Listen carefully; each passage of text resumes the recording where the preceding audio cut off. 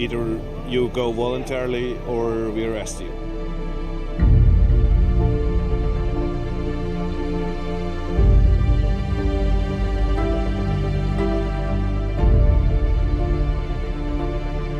I respect you. I respect we have to the respect you. passport and I respect you. It's going to be a big challenge to recognize that the world is shrinking and people from different religions, different cultures are going to have to learn to live with each other. E é sobre este fluxo de jovens migrantes que chegam ao Brasil que o Geração de hoje vai falar. Como eles estão vivendo em Minas Gerais, como chegaram e foram recebidos. Vamos conversar também sobre a rede de apoio que ajudou parte desta turma a se manter no estado. 4 imigrantes vão contar suas histórias pra gente. A saudade da terra natal, da família e em solo brasileiro. A esperança por dias melhores, com planos otimistas para o futuro, agora no Geração. O ciclo migratório no mundo sempre existiu, mas com a globalização, desde a década de 1980, o número de pessoas que deixam seus países por causa de guerras, fome e perseguições político-religiosas só tem aumentado. A Venezuela vive um grave problema de instabilidade econômica e política e perdeu mais de 4,5 milhões de venezuelanos, que correspondem a quase 10% da população do país. O Haiti foi assolado em 2010 por um terremoto que deixou 300 mil mortos, impactou 3 milhões de pessoas e gerou uma grande crise humanitária. Já a Síria continua sendo a maior crise de deslocamento do mundo por causa de uma guerra que começou em 2011. Fez 5,6 milhões de pessoas deixarem o país e obrigou outros 6 milhões de sírios a fazerem migrações internas. E Minas Gerais recebe refugiados desses países. A maioria vem da Síria, mas o número de venezuelanos também é crescente.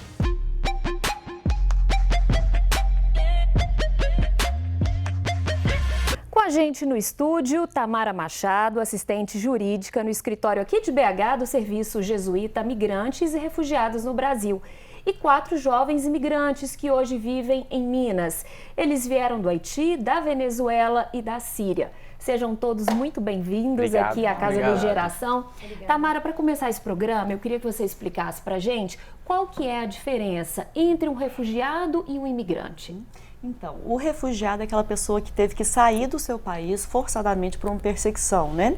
Religiosa, étnica, política ou por violação grave de direitos humanos.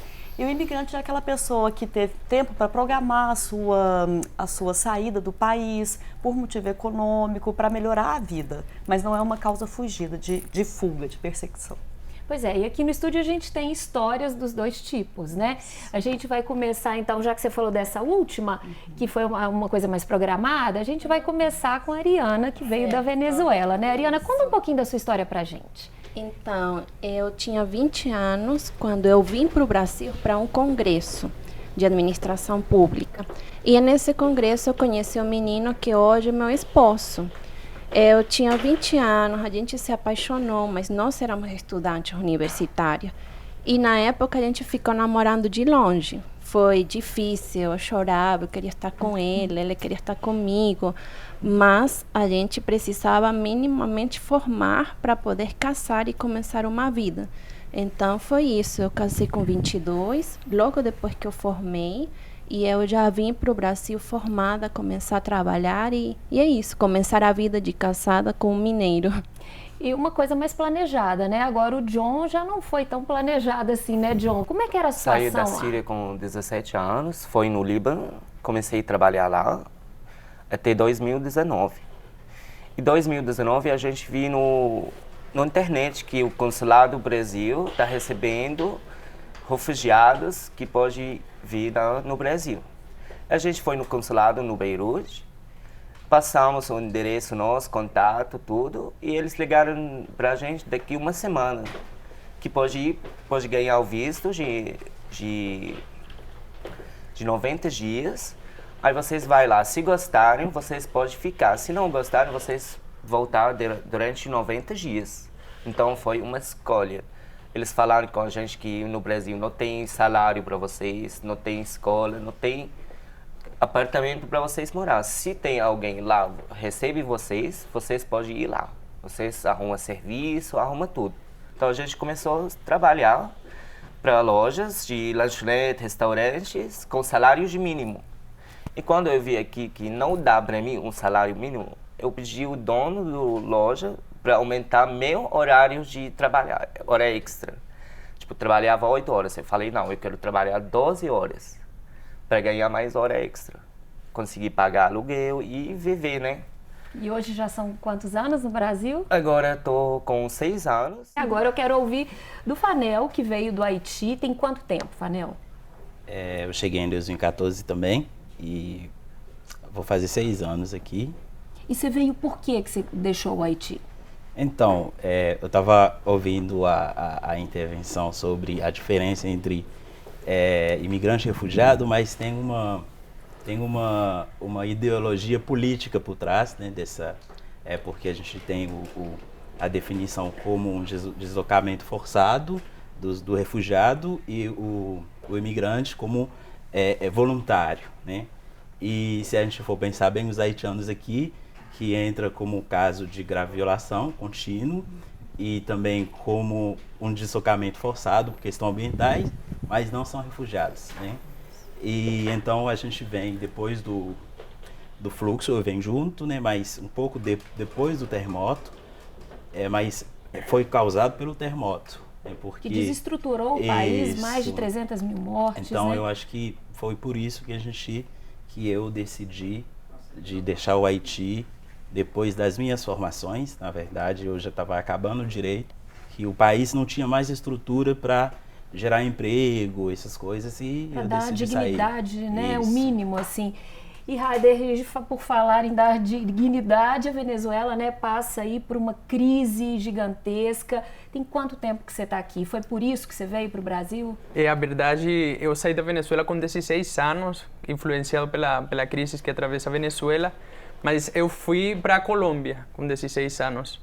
Lá vivi como refugiado, vivi tudo aquilo que um imigrante, quando tem que atravessar por um caminho ilegal, pedir comida na rua, trabalhar na rua, para me sustentar durante um período de 15 dias. Eu, como crente cristão, pela graça de Deus, consegui entrar em uma comunidade religiosa na qual esteve durante 3 anos e lá fiz uma formatura em filosofia. Vendo que, estando lá dentro de uma comunidade religiosa, não podendo atender a demanda da minha família, com a ajuda de um padre mineiro, decidi emigrar para o Brasil, já com essa visão de buscar um trabalho e de fazer um trabalho missionário, que é ajudando os imigrantes venezuelanos. Pois é, muitas histórias, gente. Esse primeiro bloco já voou e a gente vai falar no próximo bloco justamente sobre essas dificuldades, os que chegam aqui por escolha própria ou não, e quais são esses acordos internacionais, parcerias entre instituições, como o Serviço Jesuíta a Migrantes e Refugiados, onde a Tamara trabalha. A gente volta daqui a pouquinho para saber dela como funciona esta rede de apoio. Vamos falar também dos projetos que ajudam os jovens a diminuir a saudade de casa. Venezuela está muito ruim. Eu trabalho um mês e não alcança para comer uma semana. Aqui venho porque para divertir-me, entreter-me um rato. O beisebol para a gente é uma paixão, que seria como para vocês, seria o futebol. Por que não abraçá-los na medida do possível para que eles agreguem um novo espírito, um novo fomento a esse esporte? É um momento de integração para todos nós. Isso faz a gente esquecer um pouco da realidade que atravessa o país mesmo.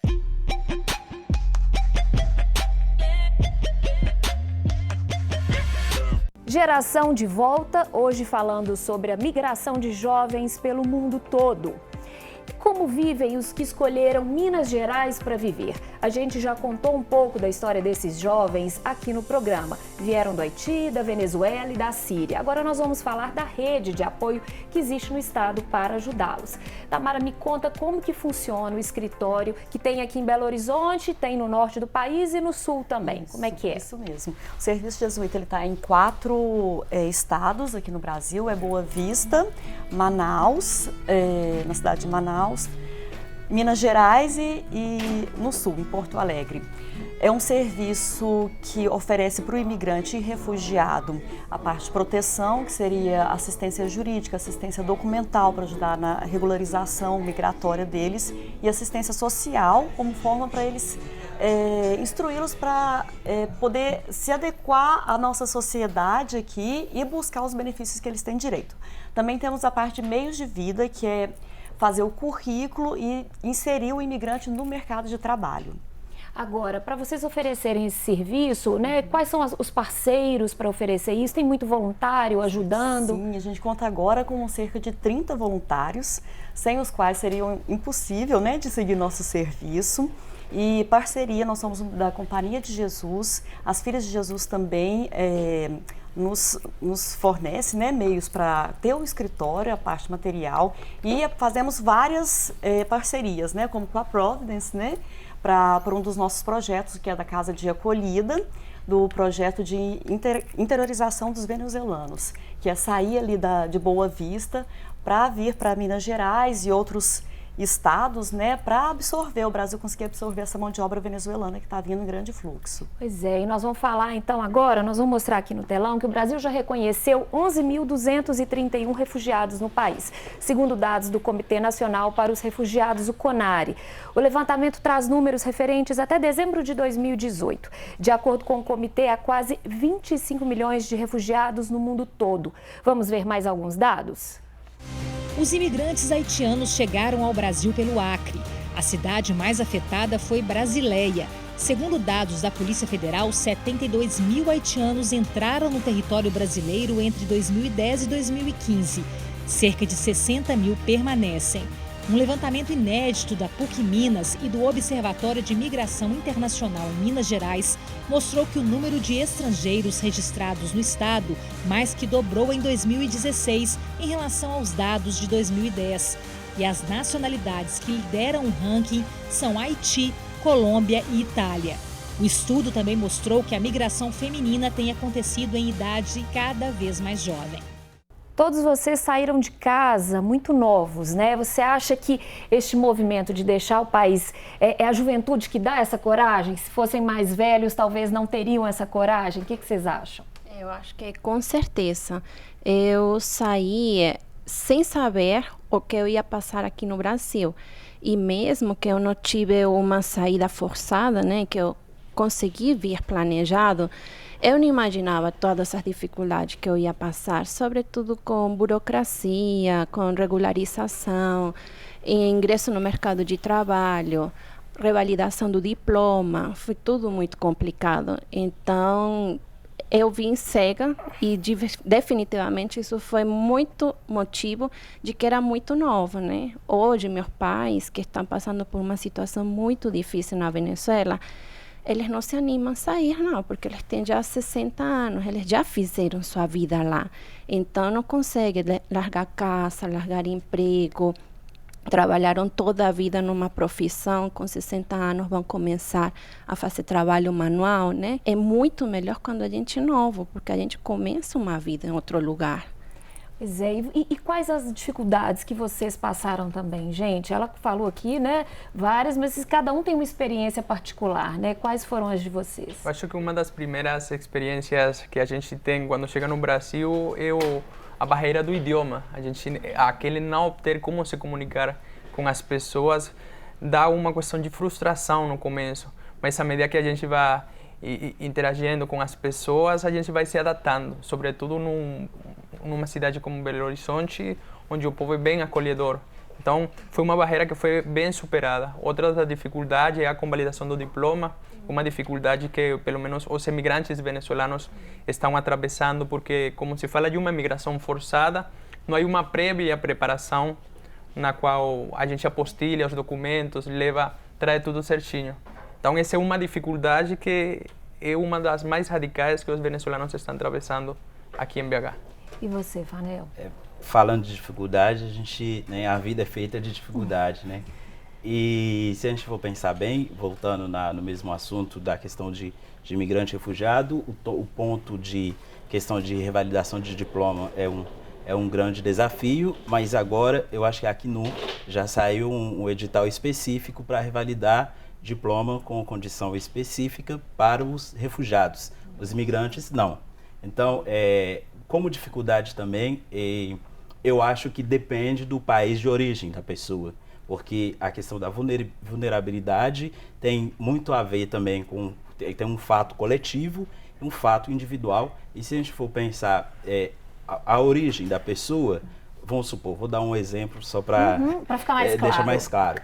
Uma pessoa que vem de um país como o Haiti, um país muito pequeno, e a questão de território também pode ser considerado como uma dificuldade.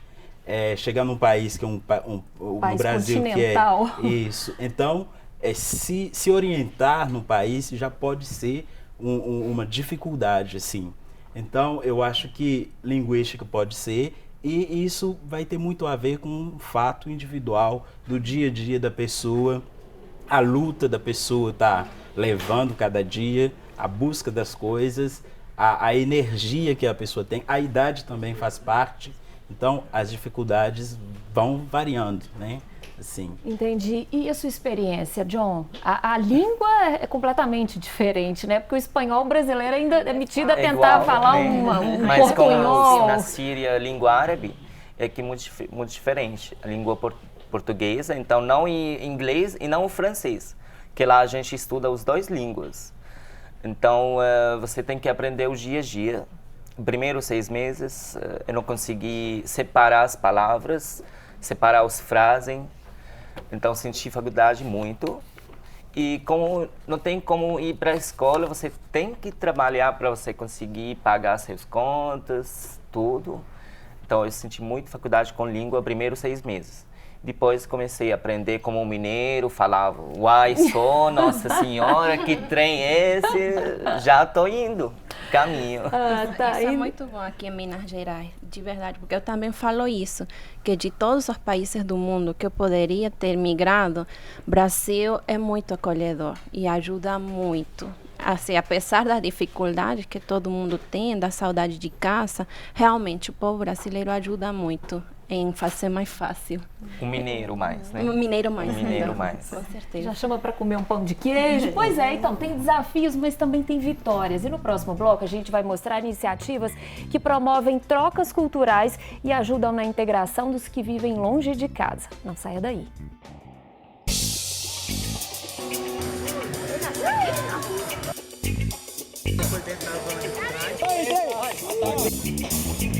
No tenemos.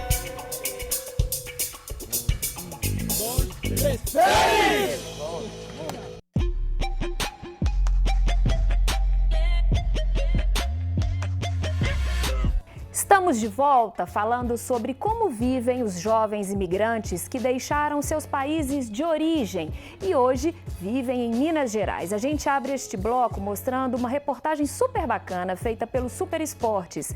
Eles mostraram como o beisebol tem ajudado quando a saudade de casa aperta. Começamos com essa história 3, 4 meses atrás, quando alguns deles vieram. O Brasil está se organizando para distribuir um pouco, né, dos venezuelanos de Roraima para vários estados e municípios pelo país todo. Eles são como se eles estivessem jogando futebol lá. A gente sente muita saudade do beisebol. A gente não tem nem acesso aqui e essa abertura, essa união, é uma coisa que para os venezuelanos que estão chegando é muito importante. Ter um pouquinho da nossa cultura em um dia como hoje, um domingo de manhã jogando beisebol, a gente fica feliz. Aqui em Belo Horizonte eu tenho um mês. Eu estou trabalhando em uma igreja de segurança. Minha família está na Venezuela, eu vim aqui solo. E meus companheiros estão muito contentes porque tinha muito tempo sem praticar o beisebol, já que eles estavam em Roraima.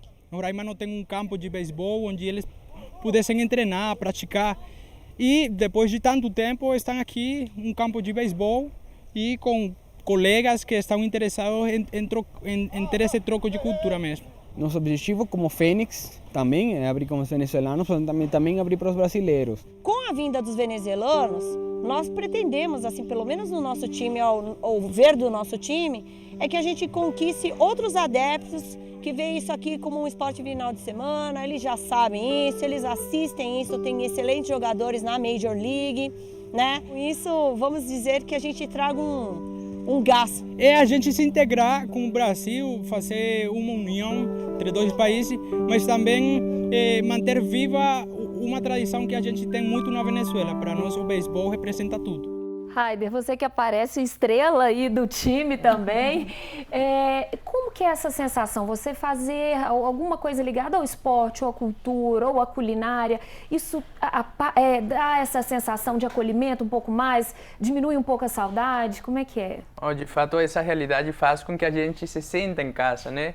E eu conversava agora que a gente vem de jogar em São Paulo, que essa admiração que tem o povo brasileiro pelo povo venezuelano enquanto beisebol, para a gente é muito gratificante e faz a gente se sentir mesmo, como sempre falo, em casa. Por quê? Porque a gente já vem com uma carga negativa de ter deixado família, de ter deixado profissão, de ter deixado uma estrutura. E encontrar aqui uma pessoa que te admira, que te acolhe e que quer aprender de você, de um esporte, da comida ou de alguma realidade, é gratificante. Que bacana. E você coordena uma casa de imigrantes, né, venezuelanos. Hoje, qual que é esse trabalho que você realiza para dar uma oportunidade para quem vem lá da sua terra? É uma alegria para mim fazer parte desse projeto chamado Acolhe Minas. Eu sou funcionário da Providence, mas a gente trabalha em parceria com instituições como os jesuítas, aliados com os jesuítas, e a ACNUR e outras instituições da PUC. São várias, né? São muitas.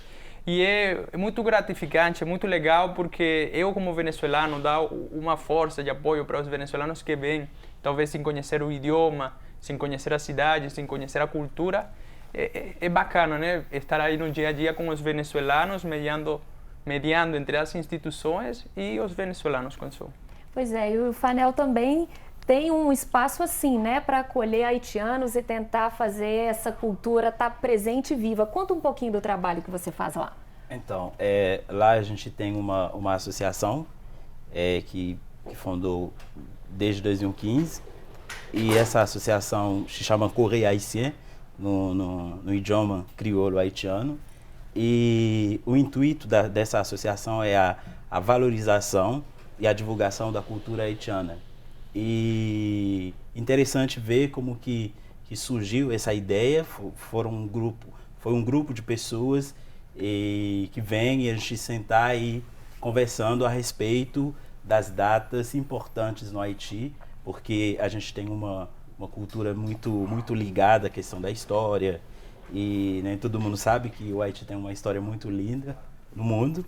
Então eu acho que a gente vem com essa ideia e monta a associação, e assim a gente, por exemplo, tem uma data em Contagem que não pode passar despercebida assim, todo ano, que é 18 de maio, que é a Festa da Bandeira do Haiti. Aí vocês se reúnem, fazem uma grande festa. E a gente sempre faz festa de comida, de música, dança. Fanel, você está aqui já há alguns anos. E daqui para frente? Eu sei que você dá aula de francês, hoje você trabalha, né, na Prefeitura de Contagem, mas você tem vontade de ampliar isso, né, até para conseguir permanecer no país dando aula de francês. Qual que é seu sonho aí? A gente tem como perspectiva assim, de montar um clube literário em francês, que foi uma demanda dos alunos que eu tenho, porque a maioria são pessoas que estão em preparação para fazer mestrado e doutorado na França ou algum outro país que fala francês. A gente vai possibilitar, né, incentivar quem já tem intenção de aprender mais o idioma, para poder participar conosco nesse clube que vai ser lançado ano que vem.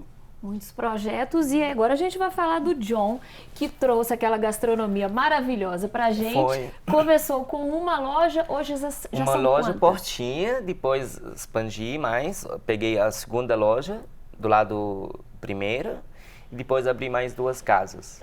São 3 hoje em Belo Horizonte, e você já emprega quantos brasileiros? 50 funcionários brasileiros e 2 sírios.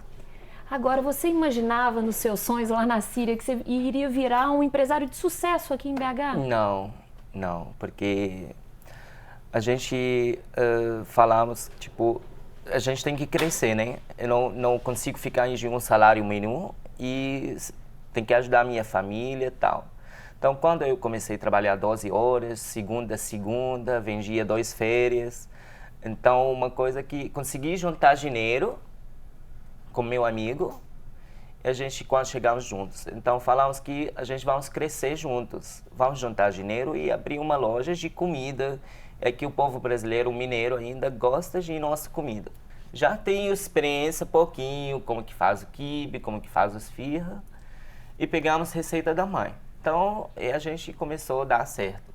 Agora, hoje em dia, um cliente compra um quibe e fala, eu lembrei quibe do meu avô, ele tem descendência árabe. Justamente aquela comida da família lá, né? Isso, comida da família é original.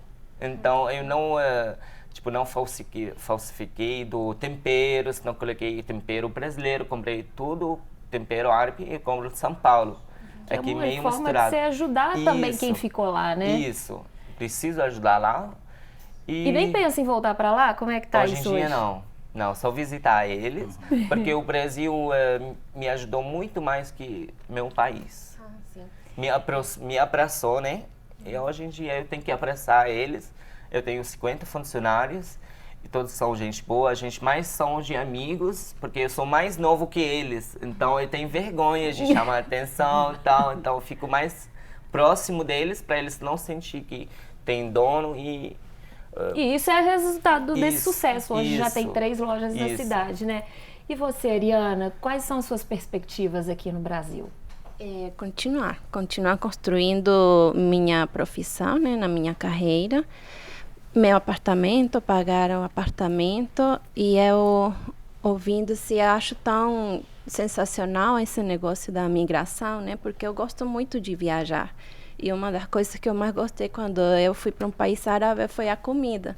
Então, justamente, ter um pouquinho disso aqui em Belo Horizonte é sensacional. E agora estou na expectativa de que talvez tenha um sítio venezuelano, como tem um sítio sírio. Sítio sírio. Por que não? Porque também tenho muita saudade de casa. Seria tão bom comer nossas comidas aqui em Belo Horizonte. Ué, quem sabe vocês aí da casa já não se articulem para isso, né? A gente já está pensando nisso, né? Arepa. Pois é, Tamara, a gente vê, assim, que são histórias, né, de pessoas que conseguiram vencer. Agora, a gente sabe que essa rede de apoio precisa melhorar, né? O que você falaria como mensagem final? O que a gente ainda precisa fazer para receber melhor essas pessoas que vêm de fora? Sim, eu acho que é ter o coração aberto, né? Os braços abertos para receber, não só para ensinar a sua cultura, mas também aprender a cultura deles. Porque a gente ganha muito absorvendo essa cultura. É isso aí. Bom, a gente fica feliz demais de mostrar a história de vocês, mas sabemos que ainda há muitos desafios para tantos outros jovens que não encontram o mesmo apoio e respeito.